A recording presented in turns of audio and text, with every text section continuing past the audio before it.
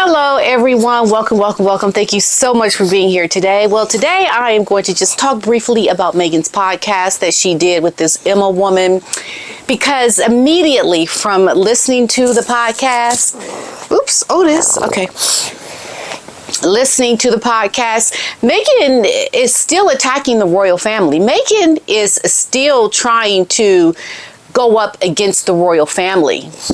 And we know her husband, Harry, isn't. So everything that she did in this podcast, when it came time to talk about herself, it was almost as if she was trying to say, they didn't break me. Those people, they didn't break me. I'm telling you, this woman is so vengeful and never grateful for the things that being in the royal family afforded her. That's what I'm going to talk about today, because you need to understand this woman is still out there taking jibes at the royal family. We're going to talk about it. Let's get into it. But before I go into this video about what Meghan is doing, we know that Meghan is always trying to take jabs at the royal family. Nothing is done by accident. And every time something that comes out with the royal family, she always finds a way to do something as a follow-up to overshadow this within the royal family. And it's no different from this podcast because, right after Trooping the Color, Catherine, she comes out on the cover of People magazine. It's called Kate's Summer of Strength. There are some major shifts coming. As Princess Kate, I don't know why they call her Kate, but they do. I wish they would say Catherine. We all know she likes to be called Catherine, but they can I don't know why they do it. I don't know. But Princess Kate privately rebuilds after a year of cancer treatment. She's stepping out with fresh purpose and the poise of a queen in waiting. And you can only imagine how this hit Miss Meghan Markle. She wasn't having it. And I think, there are things that are discussed and talked about. I think Meghan has someone over at People that knows who's going to be on the cover. They're probably giving Meghan inside information about, we're going to be focused on Catherine on the cover of People. She knows things. And I think when she knows these things, she tries to plan what she wants to do around the things that she finds out from her covert operations, from the things she's just like, People magazine? Yeah. So when they going to put that Catherine on the cover? Or when they going to put that Kate on the cover? When they going to do it? Oh, okay. And then she calls up Emma. Hey, Emma, girl, let's do the podcast on this day. Yeah, this is a good date, Emma. Have it come out on this date right here. Because she's always trying to do something to overshadow that which is being done much better than what she is trying to do in America. Like, this woman, that's what she does. So for the June 17th cover story that Kate was already the only working royal left with a special pulling power, she now her scarcity means that it has risen. And saying basically that Catherine, she still is making this gradual turn to public life as she recovers, not just physically, but also mentally and emotionally from all of the things that were brought on in 2024. As Catherine Middleton continues her gradual return to royal duty, her scarcity in 2025 only means that the Princess of Wales's stock has risen. A royal biographer has said there will be many changes afoot for Catherine and husband Prince William, as they're getting closer and closer to the throne, including, we know, the near future. So I don't think that you ever recover fully from what Catherine has had to endure this last year, said a friend of People after the future queen's cancer diagnosis. Now, royal biographer Catherine Mayer also told People for the cover story that Catherine was already the only working royal left with any special pulling power. Now her scarcity means that it has risen. And that's the thing. By her pulling out and not doing a full schedule, that already brings great value because people can't wait to see her because of how much she's loved. And so her time away just builds more excitement for people to want to see her. And most recently, this came out that she actually has pulled out of Royal Ascot. And I hear that's like a big deal in the United Kingdom.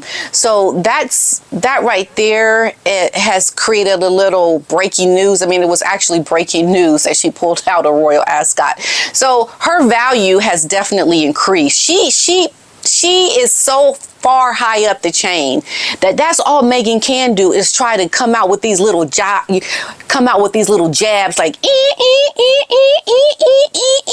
with the People magazine, coming out, want to do her podcast and, having that released, because that's the only way she can try to make it about her.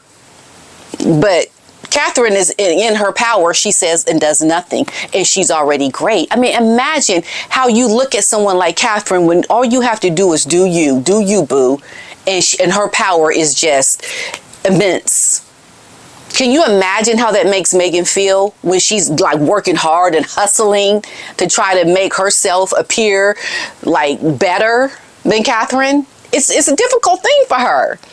And also during this podcast, so this podcast was an hour and 30 minutes long. Now, I did listen to it. I'm only going to do a few things that I noticed from this podcast, and I'll do a follow-up video. But in this podcast, Meghan talked about, her truth. I mean, she wants people to tell the truth about her.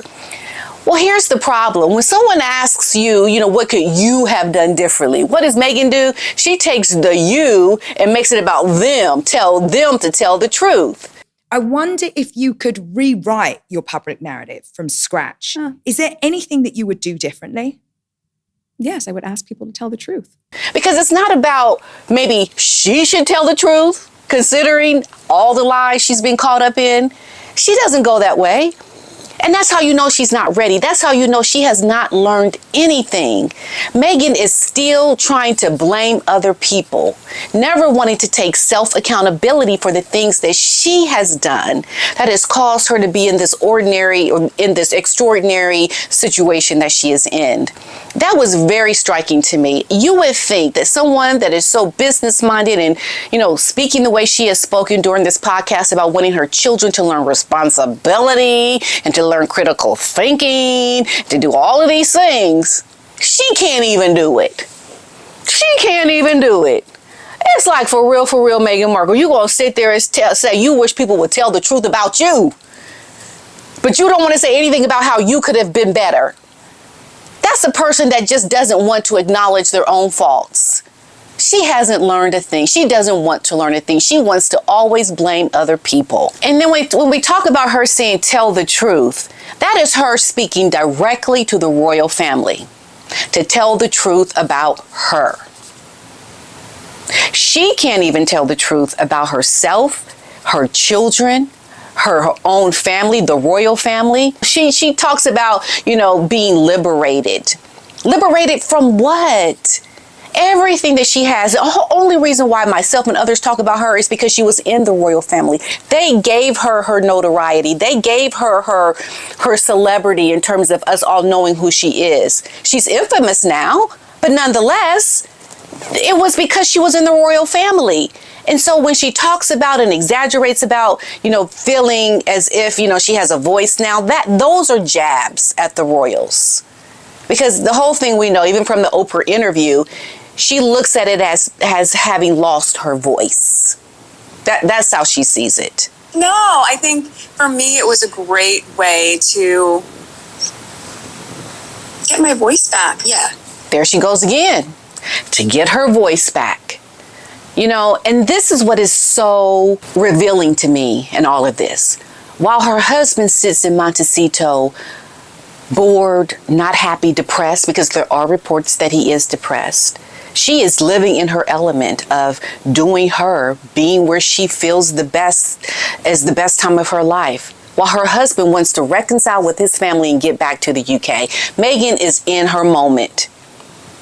And she is not thinking about what Harry wants, because she's making it known that this is her time. This is her opportunity.